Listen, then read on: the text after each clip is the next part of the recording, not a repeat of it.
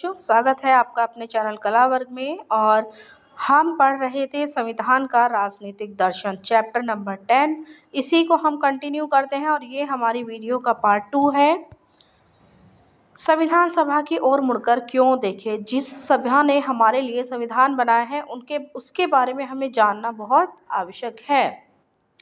इसीलिए हमें अपने संविधान सभा की ओर मुड़कर देखना जरूरी है। चलिए, पीछे क्यों मुड़े और अपने को अतीत से बांधकर क्यों रखे। कानून और राजनीतिक विचारों के इतिहासकार के लिए यह बात ठीक हो सकती है कि वह पीछे मुड़कर देखें कि कानूनी और राजनीतिक विचारों का आधार कहाँ छुपा है, किंतु राजनीति के विद्यार्थी के लिए संविधान निर्माताओं के सरोकार और मंशा को जानना जरूरी क्यों है। क्यों नहीं बदली हुई स्थितियों पर गौर किया जाए और इस बात की नई परिभाषा बनाई जाए कि संविधान किन किन बातों को सही गलत का फैसला दे सकता है। अमेरिका का उदाहरण ले, वहाँ संविधान 18वीं सदी के उत्तरार्ध में लिखा गया। उस युग के मूल्य को मानक का इस्तेमाल 21वीं सदी में करना बेतुका कहा गया। बहरहाल हिंदुस्तान की स्थिति अलग है। यहाँ संविधान निर्माताओं के समय जो स्थिति थी और हम लोग आज जिन स्थितियों में रहते हैं उनमें कोई क्रांतिकारी बदलाव नहीं आया है। मूल्य, आदर्शों और अवधारणाओं के लिहाज से हम लोग संविधान सभा की सोच और समय से अलग नहीं हो पाए। हमारे संविधान का इतिहास अब भी हमारे वर्तमान का इतिहास है। हो सकता है कि हमारे कानूनी और राजनीतिक व्यवहार बर्ताव के पीछे जो असली बात है हमने उसे भुला दिया हो, कालक्रम में हमने उन्हें स्वाभाविक मान लिया हो। हमारे बहुत से कानूनी और राजनीतिक व्यवहारों के पीछे जो असली बात है वह पृष्ठभूमि में चली गई हो या हमारी चेतना के पर्दे से उतर गई हो। भले ही वही बात पहले हमारे व्यवहार बर्ताव की बुनियाद के रूप में स्वीकार की गई हो। जब तक आज कुछ ठीक ठाक चलता रहे तब तक भूले रहना हानिकारक नहीं होता, लेकिन जब संवैधानिक व्यवहार बर्ताव को चुनौती मिले, खतरा मंडराए या उपेक्षा हो, तब इन पर अपनी पकड़ बनाए रखना जरूरी हो सकता है। ऐसे में इन व्यवहारों बर्तावों के मूल्य और अर्थ को समझने के लिए संविधान सभा की बहसों को मुड़कर देखने के सिवा हमारे पास कोई चारा नहीं रहा है। संभव है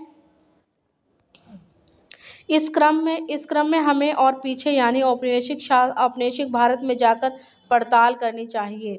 इसलिए हमारे संविधान के मूल में निहित राजनीतिक दर्शन को बार बार याद करना और उसे टटोलना हमारे लिए जरूरी है। नेक्स्ट पॉइंट है, हमारे संविधान का राजनीतिक दर्शन क्या है। इस दर्शन को एक शब्द में बताना कठिन है। हमारा संविधान किसी एक शीर्ष के अटने से इनकार करता है क्योंकि यह उत्तरदायी, लोकतांत्रिक, धर्मनिरपेक्ष, संघवादी, सामुदायिक जीवन मूल्यों की हामी, धार्मिक और भाषाई अल्पसंख्यकों के साथ साथ ऐतिहासिक रूप से अधिकार वंचित वर्गों की ज़रूरतों के प्रति संवेदनात्मक तथा एक सर्वसामान्य राष्ट्रीय पहचान बनाने को प्रतिबद्ध संविधान है। संक्षेप में यह संविधान स्वतंत्रता, समानता, लोकतंत्र, सामाजिक न्याय तथा एक न एक किस्म की राष्ट्रीय एकता के जरिए प्रतिबद्ध है। इन सब के साथ एक बुनियादी चीज़ और है। संविधान का जोर इस बात पर है कि उनके दर्शन पर शांतिपूर्ण तथा लोकतांत्रिक तरीके से अमल किया जाए। इसके बाद नेक्स्ट पॉइंट है व्यक्ति की स्वतंत्रता। देखिए, व्यक्ति को स्वतंत्रता दी गई है। जब आप स्वतंत्रता वाले चैप्टर में जाएंगे तो वहाँ पर आप स्वतंत्रता को डिटेल में पढ़ेंगे। संविधान के बारे में गौर करने वाली बात यह है कि आज व्यक्ति की स्वतंत्रता के लिए प्रतिबद्ध है। यह प्रतिबद्धता किसी चमत्कार के रूप में मेज के इर्द गिर्द चुपचाप बैठकर चिंतन मनन करने से नहीं आई। यह प्रतिबद्धता लगभग एक सदी एक निरंतर चली बौद्धिक और राजनीतिक गतिविधियों का परिणाम है। 19वीं सदी के शुरुआती समय में राममोहन राय ने प्रेस की आज़ादी की काट छाट का विरोध किया था। अंग्रेजी सरकार प्रेस की आज़ादी पर प्रतिबंध लगा रही थी। राममोहन राय का तर्क था कि जो राज्य व्यक्ति की ज़रूरतों का ख्याल रखता है उसे होना चाहिए कि वह व्यक्ति को अपनी ज़रूरतों की अभिव्यक्ति का साधन प्रदान करे। इसलिए राज्य के लिए ज़रूरी है कि वह प्रकाशन की असीमित आज़ादी प्रदान करे। आश्चर्य नहीं कि आज अभिव्यक्ति की स्वतंत्रता हमारे संविधान का अभिन्न अंग है। इसी तरह मनमानी गिरफ्तारी के विरुद्ध हमें स्वतंत्रता प्रदान की गई है। आखिर कुख्यात रॉलेट एक्ट ने हमारी स्वतंत्रता के अपहरण का प्रयास किया था और राष्ट्रीय स्वतंत्रता संग्राम में इसके विरुद्ध जमकर लोहा लिया मतलब जमकर युद्ध किया था। एक जंग लड़ी थी, बड़ी जंग। इसके अतिरिक्त अन्य व्यक्तिगत स्वतंत्रताएं मसलन अंतरात्मा का अधिकार उदारवादी विचारधारा का अभिन्न हिस्सा है। इस आधार पर हम कह सकते हैं कि भारतीय संविधान का चरित्र मजबूत उदारवादी बुनियाद पर प्रतिष्ठित है। मौलिक अधिकारों से संबंधित अध्याय में हम देख चुके हैं कि भारतीय संविधान को व्यक्ति की स्वतंत्रता को कितना महत्व देता है। यहाँ इस बात को भी हम याद रखें कि संविधान को अंगीकार करने के 40 वर्ष से पहले भी भारतीय राष्ट्रीय कांग्रेस के प्रत्येक प्रस्ताव, योजना, विधेयक और रिपोर्ट में व्यक्ति की स्वतंत्रता की चर्चा रहती थी। इसे यूं ही लिखने भर के लिए नहीं लिखा जाता था, बल्कि इसे एक ऐसा मूल्य माना जाता था जिस पर समझौता नहीं किया जा सकता। अगला पॉइंट है सामाजिक न्याय।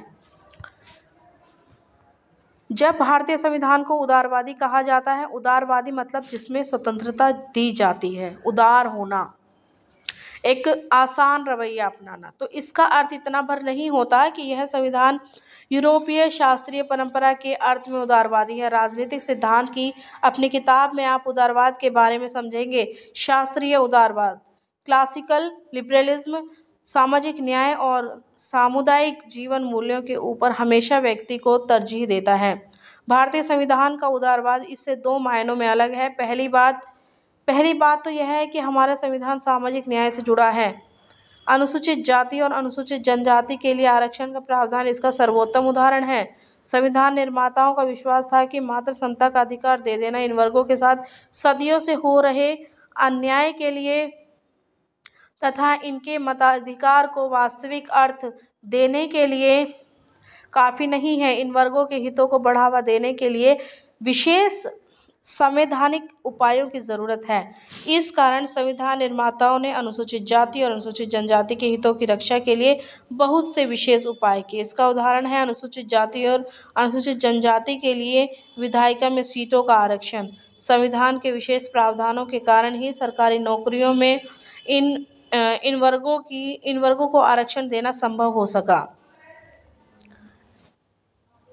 चलिए, इसके बाद हमारा अगला पॉइंट है विविधता और अल्पसंख्यकों के अधिकारों का सम्मान।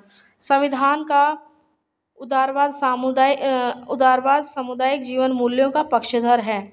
भारतीय संविधान समुदायों के बीच बराबरी के रिश्ते को बढ़ावा देता है। हमारे देश में ऐसा करना आसान नहीं था क्योंकि समुदायों के बीच अक्सर बराबरी का रिश्ता नहीं होता। समुदाय के बीच एक दूसरे के साथ अक्सर ऊंच नीच का रिश्ता था।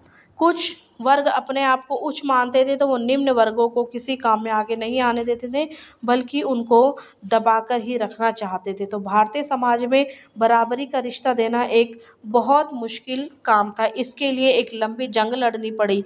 इसी की वजह से संविधान में अधिकार दिए गए और आरक्षण दिया गया ताकि वे वर्ग भी अपना विकास कर सके और मुख्य धारा के साथ जुड़ सके। जैसा कि हम जाति के मामले में देखते हैं, जब समुदाय एक दूसरे को बराबरी का मानते हैं तब बहुधा प्रतिद्वंदी बन जाते हैं। जैसा कि हम धार्मिक समुदायों के मामले में देखते हैं, संविधान निर्माताओं के सामने इस बात की कठिन चुनौती थी कि ऊंच नीच तथा गहरी प्रतिबद्धता की मौजूदा स्थिति के बीच समुदायों में बराबरी का रिश्ता कैसे कायम किया जाए, समुदायों को उदार कैसे बनाया जाए। समुदायों को मान्यता न देकर इस समस्या का समाधान आसानी से किया जा सकता था। अधिकांश पश्चिमी राष्ट्रों के उदारवादी सिद्धांत में ऐसा नहीं किया गया था, लेकिन ऐसा करना ना तो अपने देश में कारगर होता ना ही वांछनीय।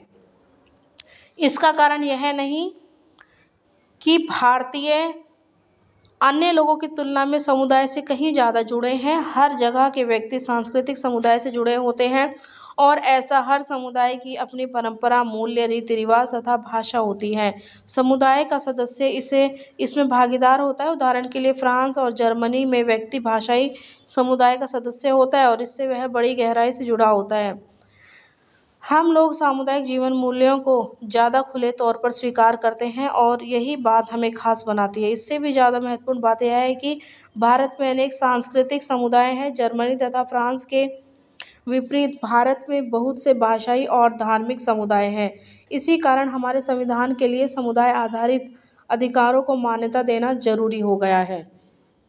ऐसी अधिकारों में एक है धार्मिक समुदाय की अपनी शिक्षा संस्था स्थापित करने और चलाने का अधिकार। ऐसी संस्थाओं को सरकार धन दे सकती है। इस प्रावधान से पता चलता है कि भारतीय संविधान धर्म को सिर्फ व्यक्ति का निजी मामला नहीं मानता है। इसके बाद है धर्मनिरपेक्षता। धर्मनिरपेक्षता को हम अगर साधारण शब्दों में समझें तो धर्मनिरपेक्षता का मतलब होता है किसी राज्य का अपना निजी धर्म ना होना। जैसे कि भारत की हम बात करें तो भारत एक धर्मनिरपेक्ष राज्य है और भारत का अपना कोई धर्म नहीं है। भारत के सामने सभी धर्म बराबर हैं। माना जाता है कि धर्मनिरपेक्षता राज्य धर्म को निजी मामले के रूप में स्वीकार करते हैं। कहने का अर्थ यह है कि धर्मनिरपेक्षता राज्य धर्म को आधिकारिक अथवा सार्वजनिक मान्यता नहीं प्रदान करते। क्या इसका अर्थ यह हुआ कि भारतीय संविधान धर्मनिरपेक्ष नहीं है? ऐसी बात नहीं है। यद्यपि शुरुआत में धर्मनिरपेक्ष शब्द का जिक्र संविधान में नहीं हुआ था, लेकिन भारतीय संविधान हमेशा धर्मनिरपेक्ष रहा है। हाँ, यह भी है कि मुख्यधारा की पश्चिमी धारणा में व्यक्ति की स्वतंत्रता और व्यक्ति की नागरिकता से संबंधित अधिकारों की रक्षा के लिए धर्मनिरपेक्षता को धर्म और राज्य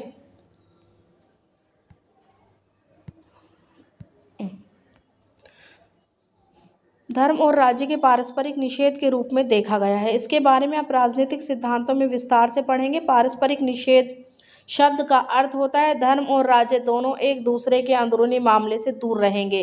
राज्य के लिए जरूरी है कि वह धर्म के क्षेत्र में हस्तक्षेप ना करे। ठीक इसी तरह धर्म को चाहिए कि वह राज्य की नीति में दखल ना दे और ना ही राज्य संचालन को प्रभावित करे। दूसरे शब्दों में पारस्परिक निषेध का अर्थ होता है कि धर्म और राज्य परस्पर एकदम अलग होने चाहिए। कोई भी किसी के अंदरूनी मामले में हस्तक्षेप ना करे। धर्म और राज्य को एकदम अलग रखने की इस मुख्यधारा के नज़रिए का उद्देश्य क्या है? इसका उद्देश्य है कि व्यक्ति की स्वतंत्रता की सुरक्षा हो। जो राज्य संगठित धर्म को समर्थन देता है वह पहले से ही मजबूत धर्म को और ताकतवर बनाता है। जब धार्मिक संगठन व्यक्ति के धार्मिक जीवन का नियंत्रण करने लगते हैं तब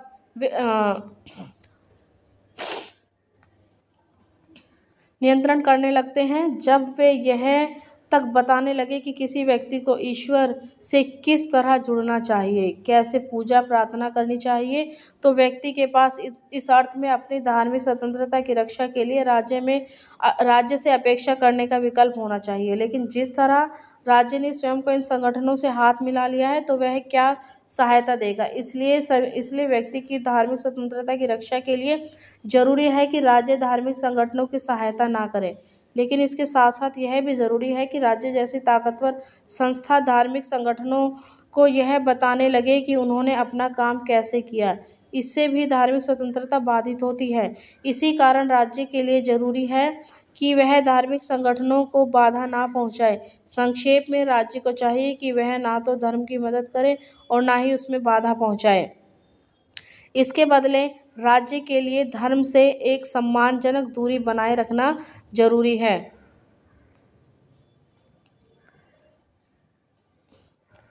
ठीक इसी तरह राज्य को चाहिए कि नागरिकों को अधिकार प्रदान करते हुए वह धर्म को आधार ना बनाए। पश्चिमी दुनिया में ईसाई धर्म कई शाखाओं में बंट गया और प्रत्येक शाखा का अपना चर्च था। इसी कारण ऐसा करना अनिवार्य हो गया। यदि राज्य की निष्ठा इनमें से किसी एक चर्च के साथ होती तो वह इस चर्च के सदस्यों को दूसरे के सदस्यों से ज़्यादा तरजीह देता। इस संभावित असमानता से बचने के लिए धर्म और राज्य के बीच गठजोड़ को तोड़ना आवश्यक था।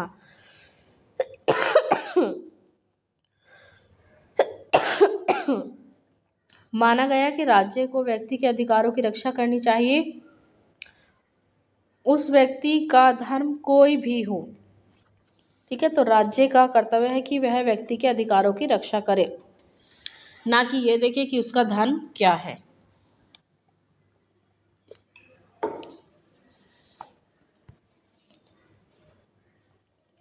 भारत में स्थितियां अलग थी। इन स्थितियों से उत्पन्न चुनौती से निपटने के लिए संविधान निर्माताओं ने धर्मनिरपेक्षता की वैकल्पिक धारणा का विकास किया। संविधान निर्माता धर्मनिरपेक्षता के पश्चिमी मॉडल से दो रूपों में अलग हुए और इसके दो अलग अलग कारण थे। धार्मिक समूह के अधिकार। पहली बात, जैसा कि बताया जा चुका है, संविधान निर्माता विभिन्न समुदायों के बीच बराबरी के रिश्ते को उतना ही ज़रूरी मानते थे जितना विभिन्न व्यक्तियों के बीच बराबरी को। इसका कारण यह है कि किसी व्यक्ति की स्वतंत्रता और आत्मसम्मान का भाव सीधे सीधे उसके समुदाय की हैसियत पर निर्भर करता है। यदि एक समुदाय दूसरे के प्रभुत्व में हो तो उसके सदस्य भी कम स्वतंत्र होंगे। दूसरी तरफ अगर दो समुदाय के बीच बराबरी का संबंध हो, एक का दूसरे पर प्रभुत्व न हो, तो इन समुदायों के सदस्य आत्मसम्मान और आज़ादी के भाव से भरे होंगे। इसलिए भारतीय संविधान सभी धार्मिक समुदायों की शिक्षा संस्थान स्थापित करने और चलाने का अधिकार प्रदान करता है। भारत में धार्मिक स्वतंत्रता का अर्थ व्यक्ति और समुदाय की धार्मिक स्वतंत्रता होता है। सेकंड है राज्य का हस्तक्षेप करने का अधिकार। दूसरी बात यह है कि राज्य और धर्म के अलगाव का अर्थ भारत में पारस्परिक निषेध नहीं हो सकता है। ऐसा क्यों है? ऐसा इसलिए है कि धर्म से अनुमोदित रिवाज मसलन छुआछूत व्यक्ति को उसकी बुनियादी गरिमा और आत्मसम्मान से वंचित करते हैं। इन रिवाजों की पैठ इतनी गहरी और व्यापक थी कि राज्य के सक्रिय हस्तक्षेप के बिना इनके खात्मे की उम्मीद नहीं थी। राज्य को धर्म के अंदरूनी मामले में हस्तक्षेप करना ही पड़ा।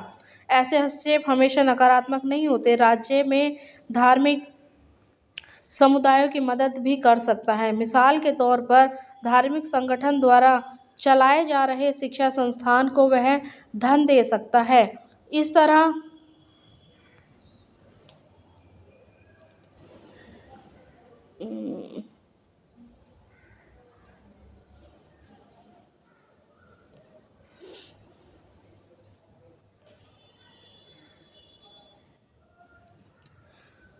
ऐसे में धार्मिक समुदाय की मदद भी कर सकता है। मिसाल के तौर पर धार्मिक संगठन द्वारा चलाए जा रहे शिक्षा संस्थान को वह धन दे सकता है।